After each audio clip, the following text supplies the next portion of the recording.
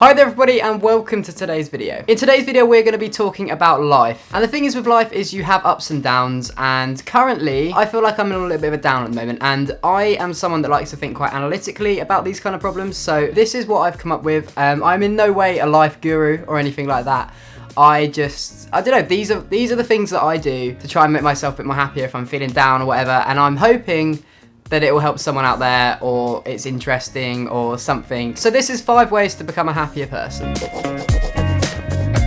Number 1 is clean space. I'm going to start with this one because I think it is 1, the simplest, and also 2, it makes the biggest difference on my day. I like to describe myself as a little bit of a house hermit. I honestly spend probably about 20 hours a day in my house. I work here, I sleep here, I eat here. I like to treat my room as if it was my head. If I have a cluttered and horrible messy room, it reflects on my mood and I feel horrible and messy. And one thing I found is that if I just clear up my room for 30 minutes in the morning, for the rest of the day I have this really nice, clean, open space where I can come work, I can come chill, I can relax, and it makes me feel a lot happier. Number 2 is do one thing that's good for your body a day. And honestly, this could be anything. For me, it's trying to eat at least 1 healthy meal a day. It's something I'm still not great at, but I mean, I try and do it like 2 or 3 days a week, and if I can't do that, then I'll try and do something else. It's just setting up kind of small targets in your day that just do a little bit of good for your body, and when you achieve those little things, it makes you feel good because you're doing good for you.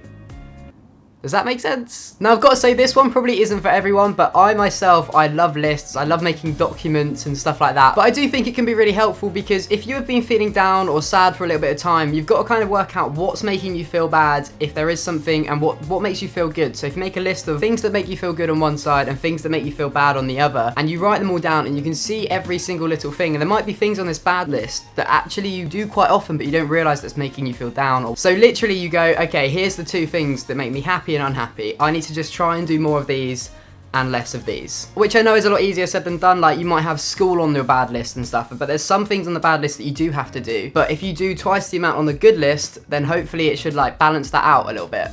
Number 4 is aiming for something. I have found that one thing in life I need is direction. Honestly, I am like a little puppy sometimes, and if I don't have a direction to go, you're kind of stuck in limbo and it doesn't feel like you're achieving anything. Whenever I feel like this, I notice my mood and general happiness just goes down. So at this point you have to go, right, I need to make my own aims. If there's no one else giving me aims or direction to go in, I need to do that myself. And I'm being honest, it can literally be anything. It could be really big, it could be really small. Myself, I've really started focusing on starting up a new business with my 2 flatmates, but it can literally be anything. It could be starting a blog, it could be getting into photography, it could be writing, it could be reading. And last, but by all means probably my least favourite, but also my most favourite, we have exercise. Now I don't want to sit here and preach you need to do exercise and all this stuff, because obviously it is your decision and it is up to you. Some people don't feel comfortable exercising, that's okay. But it doesn't have to be running, it doesn't have to be cycling, it can be walking, it can be anything. But I used to do a lot of running with my flatmates, and when I was doing this running, I honestly have never felt better. And unfortunately, as soon as the cold weather came in, I kind of stopped, which is really annoying because I really did enjoy it, and it is a very hard thing to get back into,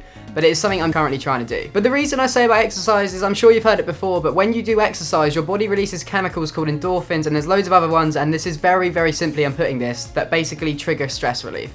So it makes you feel less stressed and it makes you feel good. And that right there is the video. I really do hope you've enjoyed it. I hope you enjoyed this kind of style of content, and I hope it wasn't too preachy in a way. I'm trying to just guide more than preach. And I'm not saying you need to do all of these things every single day. It's just to do one of these things every other day, and honestly I can promise you that you will start to see an improvement on your mood. And before you go, if you did enjoy this kind of style of content for me, please do give this video a like and let me know in the comments below, or tweet me or Facebook me or whatever, and let me know. Thank you for watching. I'll see you very soon. Goodbye.